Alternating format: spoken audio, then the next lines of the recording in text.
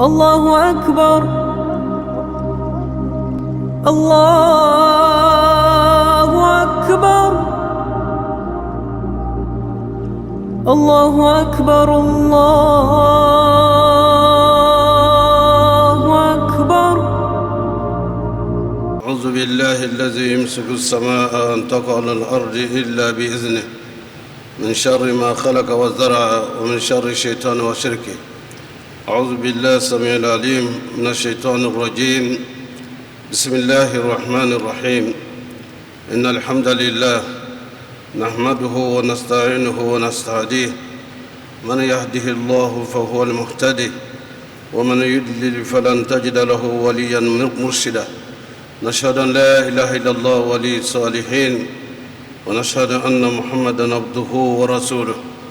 اللهم صل وسلم على المبعوث رحمة للعالمين محمد بن عبد الله وعلى آله وصحبه وسلم. اللهم الهمنا رشدنا مراشد أمورنا ونعوذ بك من شرور أنفسنا وسيئات أعمالنا. ربنا اتم لنا نورنا واغفر لنا إنك على كل شيء قدير. رب زدنا علما والحقنا بالصالحين.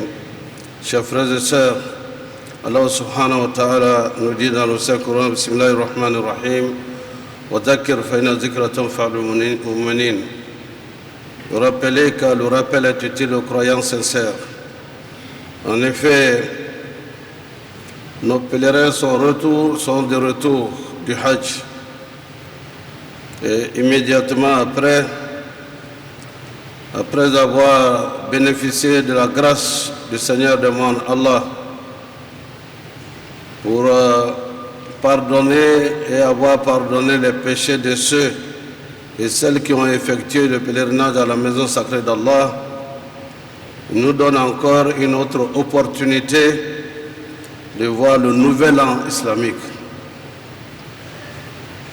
Le nouvel an islamique n'est autre chose que le début de l'année islamique lunaire. Aujourd'hui est le premier jour de l'an pour nous les musulmans. Vous trouverez dans toutes les situations ou dans toutes les civilisations leur nouvel an. Chez les chrétiens, ils ont choisi la naissance de Isa ibn Maryam comme leur calendrier qu'on appelle le calendrier grégorien. Vous avez, c'est les Sassanides, une autre civilisation où ils ont leur calendrier.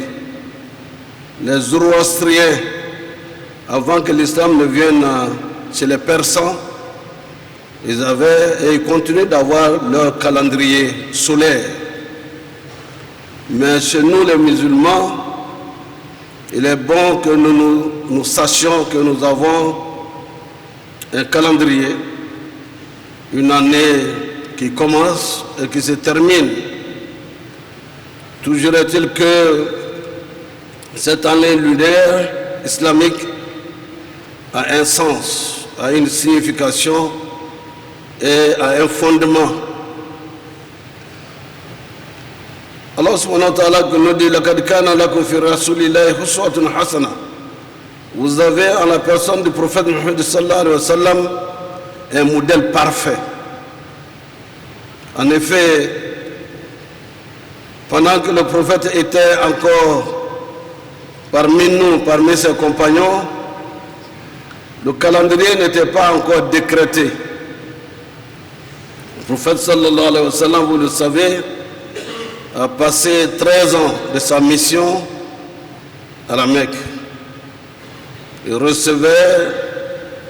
a reçu le début de la révélation, et vous savez que pendant ces 13 années, pendant 12 ans, il n'y avait pas la prière obligatoire que nous observons aujourd'hui. C'est à la fin, après toutes les difficultés qu'on vous a déjà comptées, qu'on vous a citées, avec l'idolâtrie, avec les chef traditionnel de la Mecque, qui ne voulait pas entendre parler de l'islam, qui est un nouvel ordre spirituel, moral, social et culturel. Et le prophète sallallahu alayhi wa sallam a connu toutes les difficultés que vous savez. Avec ses compagnons, des tortures, des meurtres, pour avoir dit La ilaha illallah, Muhammadur Rasulullah sallallahu alayhi wa sallam, pour avoir affirmé haut et fort qu'il n'y a de Dieu qu'Allah et que Muhammad est le messager et le serviteur d'Allah. Alors que les Mécois à l'époque adoraient 360 dieux, le prophète sallallahu alayhi wa sallam est instruit par son Seigneur pour dire, d'annoncer aux Mécois qu'il n'y a pas 2 dieux, il n'y a pas 20, il n'y en a pas 100 et il n'y a pas 300. Il n'y a qu'un seul Dieu. La ilaha illallah. Il n'y a de Dieu qu'Allah. Et Muhammad est le messager et le serviteur d'Allah. Ils ont compris le sens profond de cette déclaration qui signifiait que tout ce qui était adoré ne sont que des faux dieux, ne sont que des morceaux de bois et quelquefois des pattes, des dattes dessinées pour en faire des dieux. Dieu est un. Qul huwa Allahu ahad, Allahu samad, lam yalid wa lam yulad wa lam yakun lahu kufuwan ahad. Le Coran instruit le prophète sallallahu alayhi wa sallam pour dire à tous ceux qui ont d'autres croyances que le Dieu unique, Qul huwa Allahu ahad, dis-leur que Allah est un. Allahu Samad. Dieu Allah est omniscient, omnipotent, sans égal. Il ne dépend d'aucune créature, non, ni dans son essence, ni dans sa volonté, encore moins avoir une assistance quelconque parmi les créatures qu'il a créées lui-même. Qul huwa Allahu ahad. Ça répond à ce jour et ça continue de répondre à ceux qui croient qu'il y a d'autres forces capables d'être utiles à l'homme alors que Allah est le créateur absolu de l'univers. Il n'a pas enfanté, il n'a pas été enfanté, il n'a point d'égal. Les Mécois ne pouvaient pas y croire parce que profondément dans leur tradition, ils ont plusieurs dieux et peut-être chacun doit être adoré chaque jour pour combler l'année en 300 et quelques jours. Allah vient leur répondre et ils disent, ce jeune homme-là est dangereux et ce message est dangereux. Ça voudra dire que nos dieux sont banalisés et qu'il faut s'en débarrasser. D'où a commencé la difficulté du prophète sallallahu alayhi wa sallam.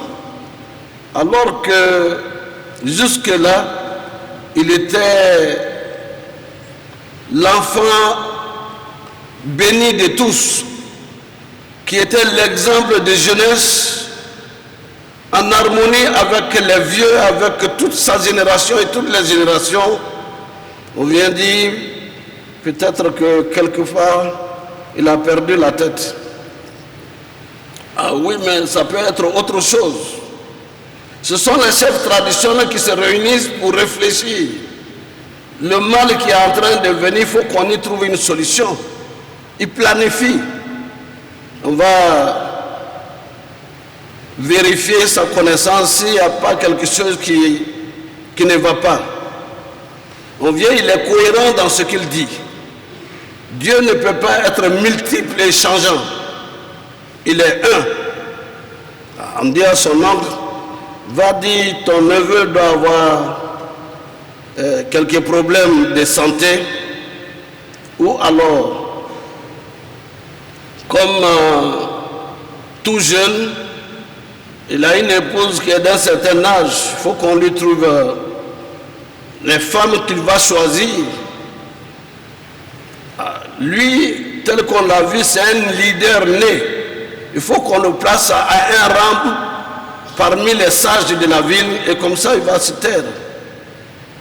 Et ça, la chefferie sans argent, les moyens doivent être mis à sa disposition pour en faire un roi. Le prophète sallallahu alayhi wa sallam, très bref, il va dire à son oncle, tonton, il va leur dire, si on me met le soleil dans la main droite et la lune dans la main gauche, afin que j'abandonne cette mission que Dieu m'a conseillée, je ne saurais abandonner cette mission. Il n'en est pas question. Dieu est un, sans associé. L'oncle, pour raccourcir le débat, l'oncle ayant dit, mon neveu ne veut pas lâcher. Il a sa croyance ferme en ça. Et moi je suis avec vous. Je ne vais pas changer de religion. Mais voilà ce qu'il dit. Il dit, il faut le sanctionner.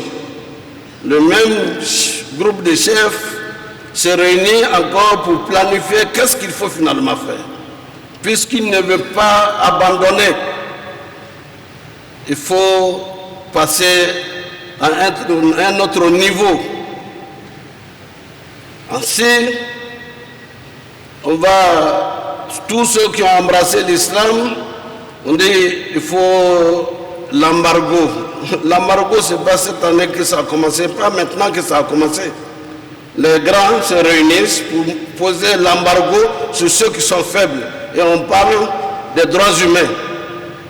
Et si vous ne suivez pas, on dit que vous êtes des terroristes, des extrémistes, parce que vous ne voulez pas vous aligner sur le faux. Et le faux, Allah l'a dit au prophète sallallahu alayhi wa sallam, wa ja'al haqq wa zahaqa al-batil, inna al-batila kana zahuqa.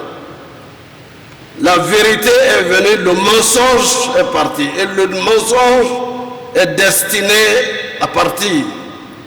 Pour aucune raison, le musulman doit perdre l'espoir de savoir, mais s'il en est ainsi, qu'est-ce qu'on doit faire? On doit abandonner l'islam ou bien on doit être prudent ici et là? Le prophète est resté ferme, sans extravagance. Il n'a insulté personne. Il continue sa prédication et les jeunes, les quelques personnes, et ils sont nombreux à venir vers l'islam. On impose l'embargo pendant combien d'années? Le prophète sallallahu alayhi wa sallam, on leur prive de nourriture, on les prive de nourriture et on les prive également des boissons. Que s'ils ont faim, ils vont comprendre pour revenir à la maison et reconnaître que nous avons des dieux avant que lui n'arrive. Le prophète sallallahu alayhi wa sallam, l'embargo, le délai est fini. Je vais vite pour qu'on comprenne pourquoi le prophète sallallahu alayhi wa sallam a quitté la Mecque pour aller à Médine sous l'ordre d'Allah. Et l'année justement après l'embargo, son épouse Khadija radiallahu anha est rappelée à Allah. Son oncle, malgré le fait qu'il n'a pas changé pour être musulman, a été également rappelé à Allah. Et c'était les deux soutiens, humainement parlant, qui lui tenaient à cœur par affection et par amour. C'est après tout cela, frères et sœurs, vous le savez, que le Seigneur des mondes l'a appelé à une visite officielle pour aller lui confier un secret, lui confier la mission qu'il lui a confiée en envoyant l'archange Gabriel, Jibril, alayhi salam. Il l'appelle cette fois-ci pour aller lui confirmer dans sa mission, le confirmer dans sa mission. Le prophète sallallahu alayhi wa sallam, à son retour également, l'événement, nous y reviendrons lorsqu'on parlera de la vie du prophète sallallahu alayhi wa sallam. beaucoup de railleries. Il dit il est allé au ciel, n'a qu'à montrer les preuves. Il a donné toutes les preuves. Ceux qui pouvaient être convaincus ont été convaincus. Mais les inconditionnels de l'idolâtrie vont continuer à dire ce qu'ils ont à dire. Mais Allah subhanahu wa ta'ala va ordonner, pendant que les musulmans ont commencé déjà à partir à Médine, à émigrer, pour aller attendre que quelque chose de nouveau se produise. Il y en a qui avaient déjà commencé à partir. Et le prophète sallallahu alayhi wa sallam les en a encouragés. Il les en a encouragés. Et ensuite Allah va lui demander d'émigrer. Mais pendant ce temps, les chefs traditionnels ont décidé, nous sommes plusieurs tribus réunies ici à la Mecque. Les chefs vont décider que chaque tribu donne quelqu'un pour aller tuer le prophète sallallahu alayhi wa sallam. Il faut aller le tuer. Et comme ça, on ne dira pas que ce sont les Traoré qui l'ont tué, ou bien ce sont les Kone, bien les Kwayo, les Yao qui ont tué. On ne dira pas que c'est une ethnie, c'est tout le monde qui se réunit. Chacun donne l'enfant le plus intrépide, le plus valeureux. Chacun donne pour qu'on aille ensemble le tuer. C'est la nuit décisive. Le prophète sallallahu alayhi wa sallam, ayant reçu cette nouvelle, cette information, va aussi planifier son voyage sous l'ordre d'Allah, de sortir. Et cela même dans un verset qu'on peut résumer ainsi, lorsque Allah dit, lorsque vous êtes en difficulté sur une terre, la terre d'Allah n'est-elle pas si vaste que vous devez, lorsque vous avez des difficultés ici, que vous émigrez ailleurs pour aller trouver la liberté, pour aller trouver la dignité? Le prophète sallallahu alayhi wa sallam a reçu l'ordre de partir de la Mecque. Le prophète va planifier. Il va partir avec Abu Bakr Siddiq. Avant de sortir de sa maison, son cousin, qui est Sayyidina Ali Karamallahu Wajha, il le choisit pour dire, bon, toi tu vas rester dans la maison, dans ma chambre, et tu vas te coucher, et puis chose. Et il dit, il va voir Abu Bakr Siddiq. L'heure de départ de la Mecque, pour aller en dehors de la Mecque, il fixe l'heure, la période. Ils vont demander quel est le pisteur qui connaît bien la route. Il n'y avait pas de route bien définie, qui connaît bien les ruelles et les pistes qui mènent à Médine. Lui, il n'est pas musulman. Abu Bakr va le louer pour qu'il vienne à un moment donné avec les montures et avec les chameaux. Et ce dernier-là également, on l'instruit. Tu ne viens pas directement vers où nous sommes. Tu vas tourner comme si tu vas au sud. Après, tu remontes discrètement comme si tu faisais paître les chameaux et tu viendras à nous. Planification. Et qui va leur apporter à manger? Asma bint Abi Bakr va partir, ira leur donner à manger. Et lorsqu'ils sortiront de la Mecque, où est-ce qu'ils vont se réfugier avant qu'il ne fasse jour? Ils choisissent également la grotte, Zar Saour. Et tout ceci dans une planification humainement parfaite. Ça nous dit que tout ce que le musulman doit faire doit être planifié, organisé, avant de dire je me confie à Allah. Fais ce que humainement tu dois faire avant de te confier à Allah. Se confier à Allah est une priorité, mais selon les moyens que l'homme doit humainement mettre en place, c'est une planification avec une vision, des objectifs, et avoir également ce qu'il faut comme moyen pour atteindre l'objectif fixé. C'est ce que humainement le musulman se doit de faire. Et alors, Tout ceci est mis en branle la nuit. Le prophète sallallahu alayhi wa sallam va partir pour rejoindre Abu Bakr Siddiq à la première moitié de la nuit. Mais qu'est-ce qu'il va faire? Il va prendre du sable qu'il met sur la tête de ceux qui sont venus pour le tuer, qui entourent sa maison. Parce qu'ils attendent le moment venu pour venir tous ensemble tuer le messager d'Allah. Et le prophète sallallahu alayhi wa sallam va sortir et mettre du sable sur la tête de chacun de ceux-là et qui se sont endormis jusqu'au lever du soleil vers, on peut dire schématiquement vers 6 heures. Un passant qui est là, qui vient, qui les voit, il dit, mais vous êtes où? Vous avez de la poussière sur vos têtes. Vous êtes là pour Mohammed, mais nous avons vu Mohammed partir à un moment. Ils courent tous ensemble pour aller trouver Sayyidina Ali qui est dans la maison du prophète sallallahu alayhi wa sallam. Qu'est-ce qu'ils vont dire? Tous ceux qui ont été choisis. On dit le complot a échoué. D'aucuns disent également que le prophète sallallahu alayhi wa sallam a été informé par le Seigneur du monde. Ils sont en train de dormir et ne sont plus en état de veille.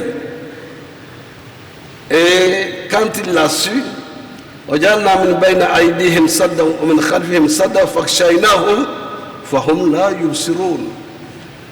qui sont encore dans leur vivacité des invocations d'Allah contre l'ennemi, qu'il soit du jour ou bien de la nuit. Le prophète est parti. Les chefs traditionnels vont se réunir encore. Qu'est-ce qu'il faut faire? Mohammed nous a échappé.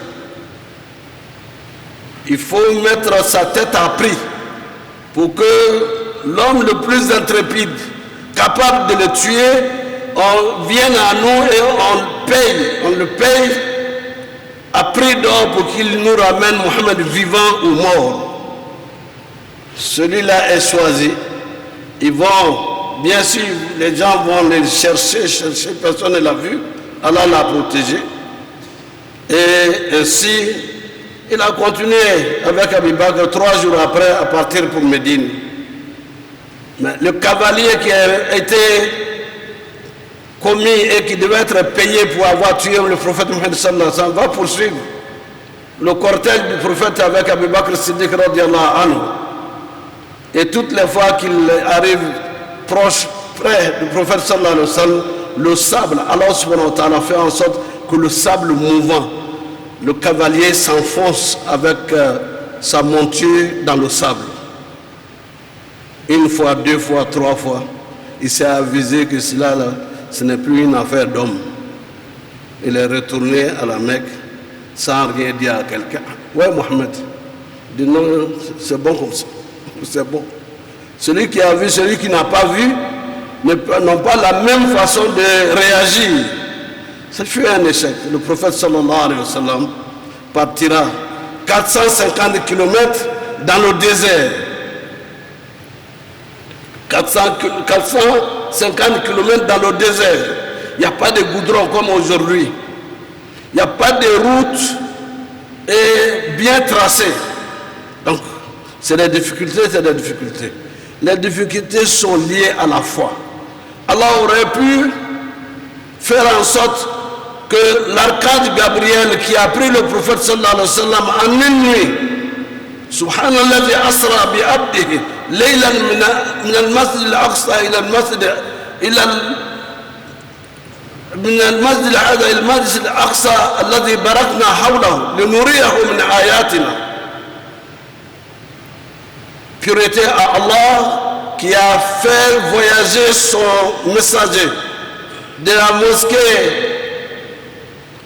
mosquée sainte de la Kaaba à la mosquée de Jérusalem, à partir duquel il a fait l'ascension céleste. Allah aurait pu prendre le prophète sallallahu alayhi wa sallam pour le déposer à Médine, pour dire ils t'ont trop fatigué et moi je vous montre que je suis le plus puissant.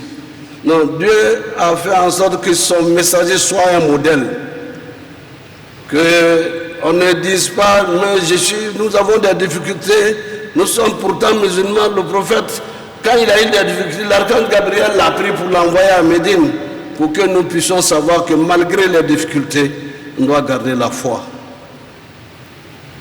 Le prophète sallallahu alayhi wa sallam va arriver à Médine.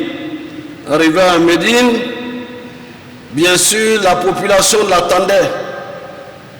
Les tribus qui se battaient, qui avaient des conflits entre eux, se sont réconciliés avec l'arrivée du prophète sallallahu alayhi wa sallam. Ils sont arrivés à Kouba. Les chansons ont tonné partout pour exprimer la joie et l'honneur de recevoir le cortège du prophète sallallahu alayhi wa sallam.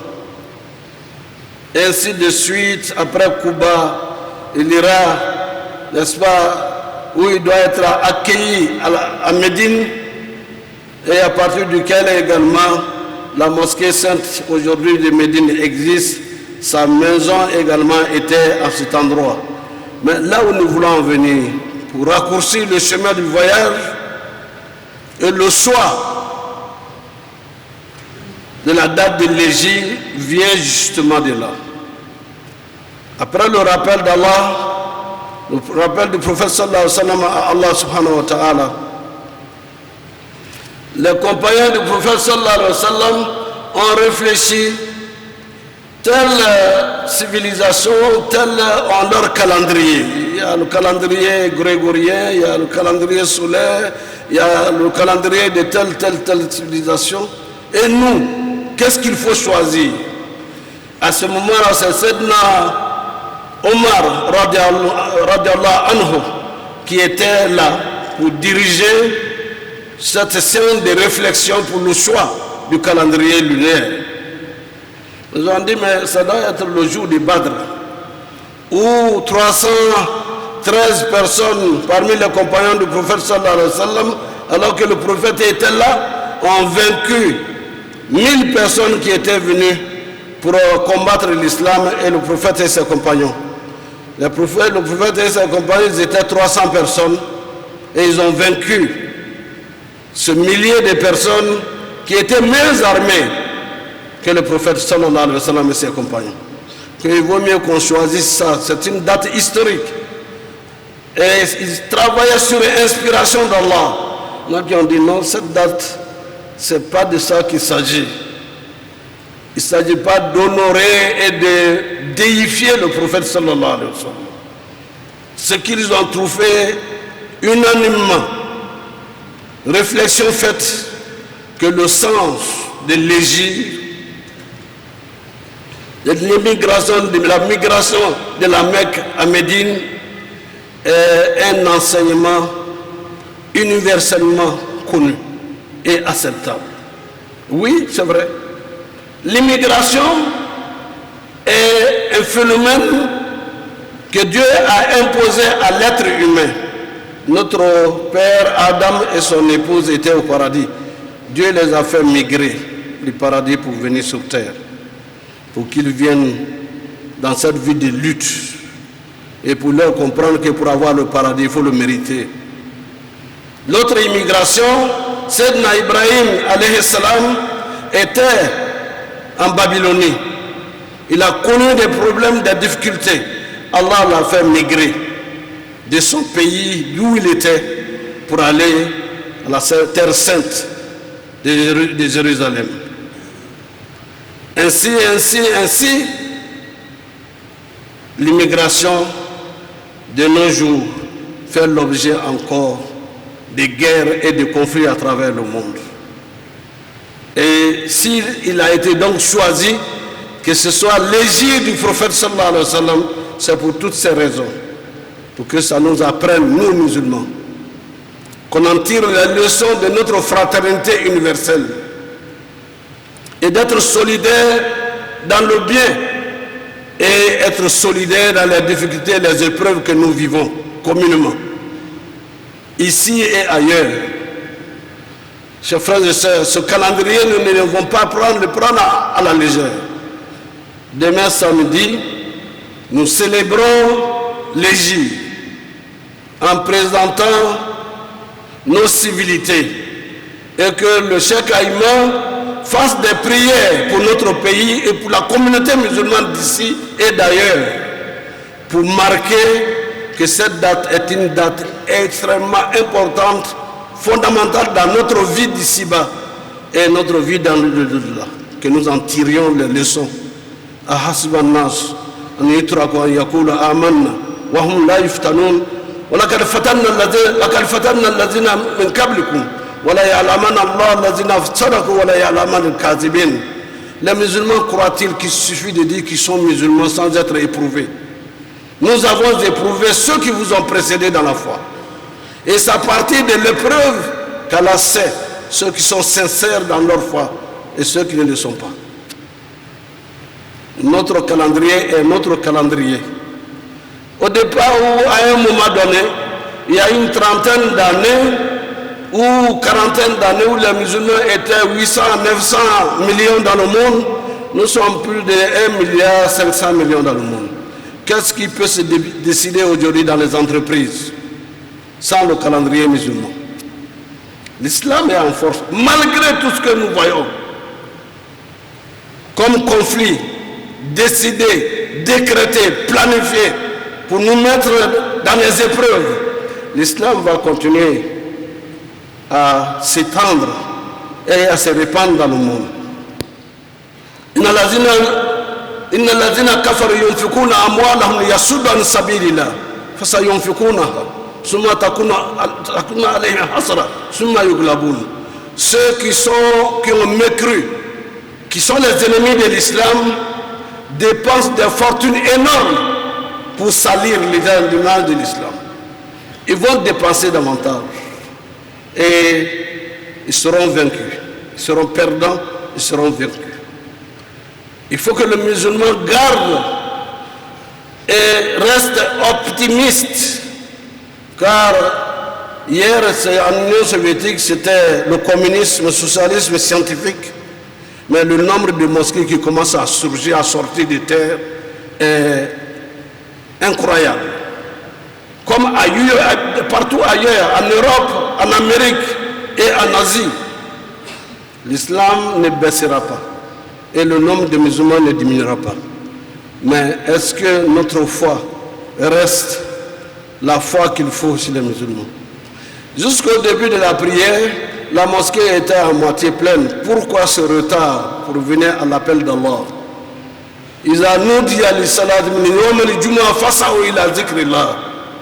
Quand on appelle à la prière Allahu Akbar, le jour du vendredi, pas au moment où l'imam monte sur le minbar, avant le premier appel, les musulmans doivent tout laisser pour venir à l'appel d'Allah. Est-ce qu'il y a encore quelques maladies dans notre cœur pour que cette lourdeur nous empêche de courir vers la mosquée lorsque Allah nous appelle? C'est ça, la manifestation de la foi face aux épreuves de ce bas monde. Les épreuves ne finiront pas, mais avec la foi, Dieu nous permettra de vaincre toutes sortes d'adversités, quelle qu'en soit la nature. Tous mes voeux de bonheur, de santé, de longévité, de prospérité à tous et à toutes, qu'Allah nous guide dans le droit chemin, qu'il nous guide dans le chemin de ceux qu'il a comblés de ses bienfaits. Allahumma izza al-islam wal muslimin wa zilla ash-shirka wal mushrikin wa ansur ibadaka al-mu'minin. أقول قولي هذا واستغفر الله ولكم ولسائر المسلمين من كل ذنب فاستغفروه إنه هو الغفور الرحيم.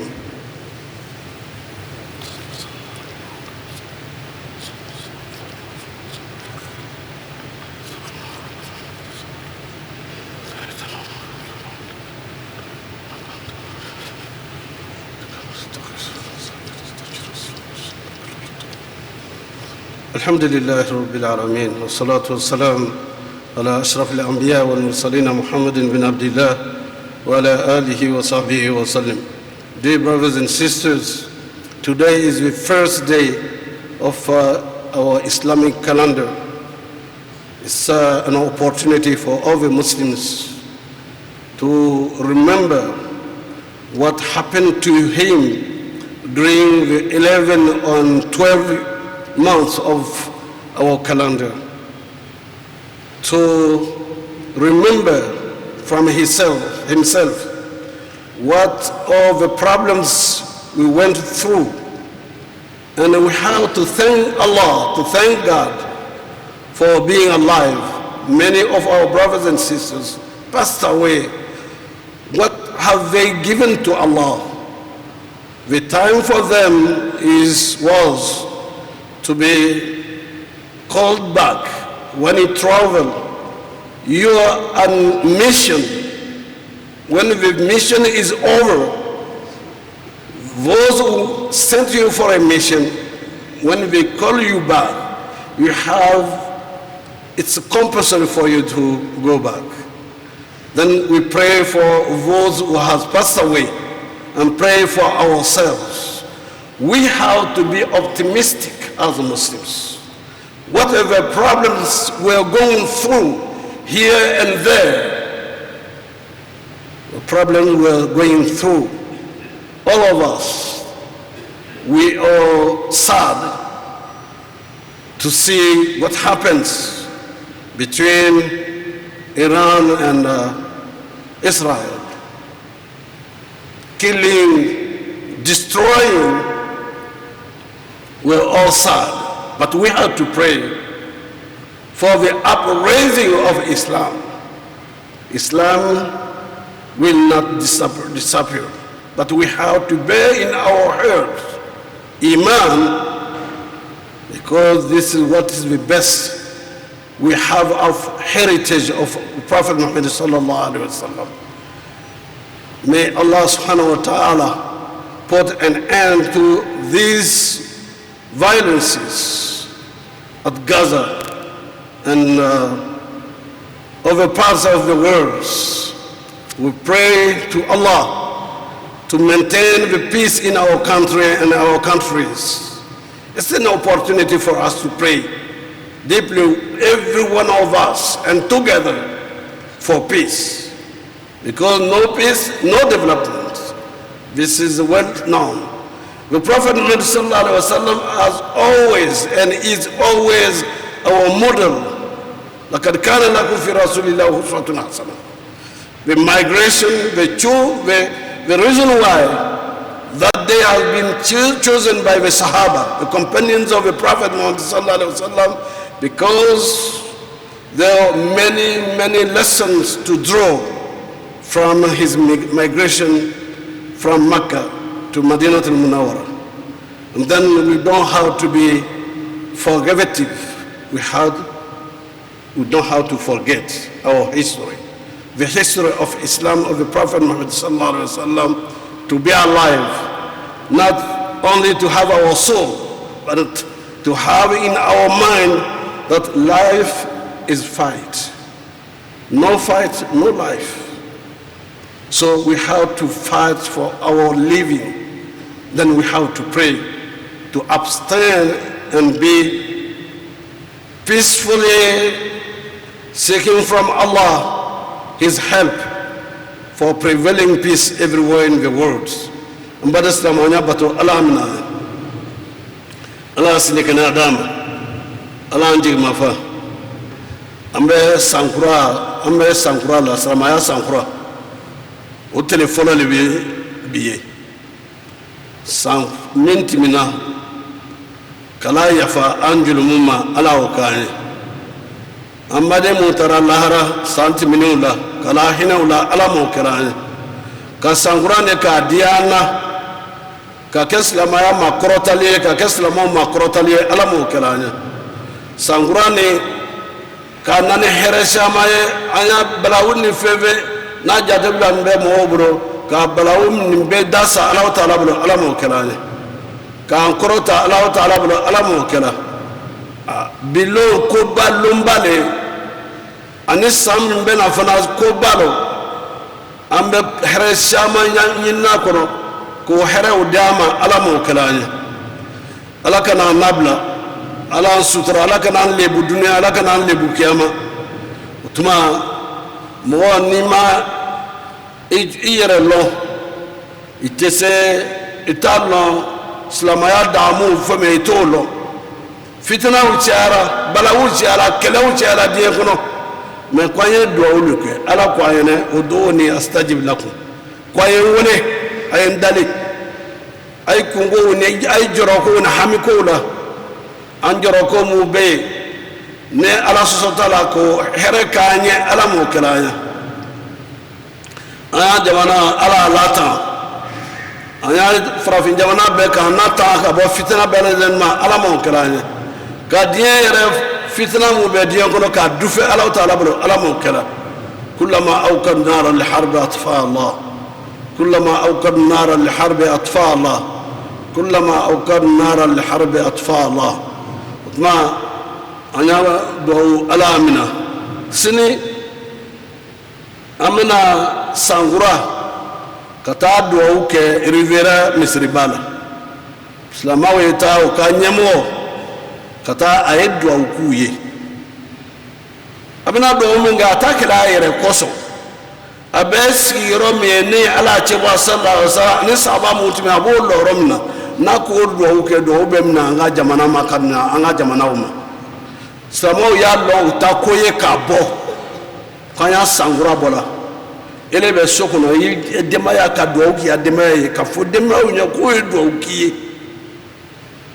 ka do uke nyoye kene yala sutrala baloko no yala fitna mu be jamana ukono kan kisi wo fitna uma ka do uka demso ye ko do uka uye tuma do nala che ba sallallahu alaihi wasallam no bina bo kata tamala ubanyi demso fe demso ye do uke ankara mo fana ka irana no bina tamaro ba fo demso ye na ku ye do uke demso be do uke do be jabi albi anya do kamina anyere alamo kelaye kan dew lanya kan soromo lanya alamo kelaye ala kana nabla ala korota ala aslama ya korota akorota loni ala odama akorota naflo ala odama akorota baraka ala odama ala kana nabla ala hamnango so harama be ala ojaranya sallallahu ta'ala ala abdihi wa rasulih muhammad mustafa alihi wa sahbihi wa sallam